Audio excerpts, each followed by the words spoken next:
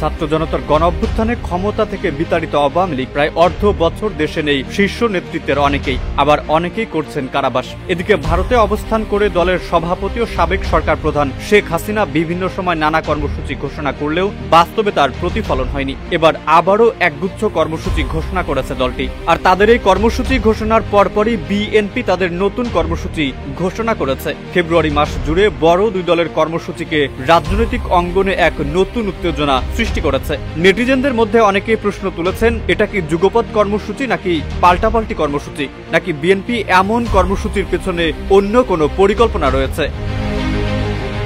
এই মুহূর্তে মাঠের রাজনীতির সবচেয়ে বড় দল বিএনপি অন্তর্বর্তী সরকারের কাছে দ্রুত নির্বাচনের দাবি করে আসছে অনেক আগে থেকেই। এবার তাই আসন্ন রমজানের দ্রব্যমূল্য নিয়ন্ত্রণ এবং দ্রুততম সময়ে সুষ্ঠু নির্বাচন ও গণতান্ত্রিক স্থিতিশীলতা ফেরাতে ফেব্রুয়ারিতে কর্মসূচি নিয়ে মাঠে নামবে দলটি।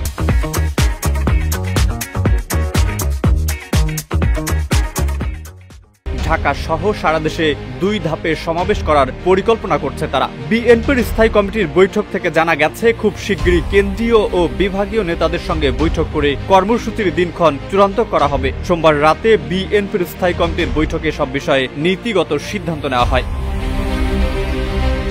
অপরদিকে অন্তর্বর্তী সরকারের পদত্যাগের দাবিতে এবং হরতাল অবরোধ ঘোষিত কর্মসূচি বাস্তবায়নে 1 ফেব্রুয়ারি থেকেই মাঠে নামার ঘোষণা দিয়েছে আওয়ামী লীগ। তাদের কর্মসূচির মধ্যে 6 ফেব্রুয়ারি সারা দেশে প্রতিবাদ মিছিল ও সমাবেশ, আর 10 ফেব্রুয়ারি অনুষ্ঠিত হবে বিক্ষোভ মিছিল ও সমাবেশ। এছাড়াও 16 ফেব্রুয়ারি অবরোধ এবং 18 ফেব্রুয়ারি দেশব্যাপী সকাল সন্ধ্যা সর্বাত্মক কঠোর হরতাল কর্মসূচি ঘোষণা দিয়েছে তারা। সরকার পতনের পর আত্মগোপনে চলে যাওয়া বেশ কয়েকজন নেতা মনে করেন, সরকার পরিচালনা ও রাজনীতিতে তাদের কিছু ভুল ত্রুটি রয়েছে, সেগুলো স্বীকার করে এখন আবারও সক্রিয়ভাবে রাজনীতিতে প্রত্যাবর্তন করতে চায় তারা। প্রবীণ নেতারা ভাবছেন 26 মার্চ বাংলাদেশের স্বাধীনতা দিবসে তাদের সবাইকে দেশে ফিরে আসা উচিত।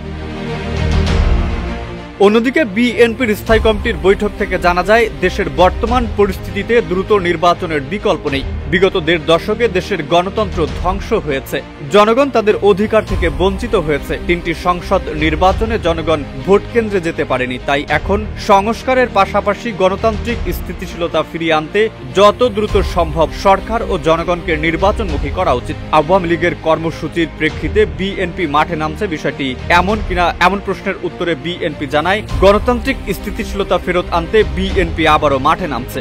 বিএনপি জনগণের ম্যান্ডেট নিয়ে রাজনীতি করে, তাদের ভোটাধিকার আদায় সহ সুষ্ঠু নির্বাচন ও রমজানের দ্রব্যমূল্য নিয়ন্ত্রণে রাখতেই বিএনপি এই কর্মসূচি পালন করবে। আওয়ামী লীগের কর্মসূচির প্রেক্ষিতে বিএনপি মাঠে নামছে বিষয়টি এমন নয়।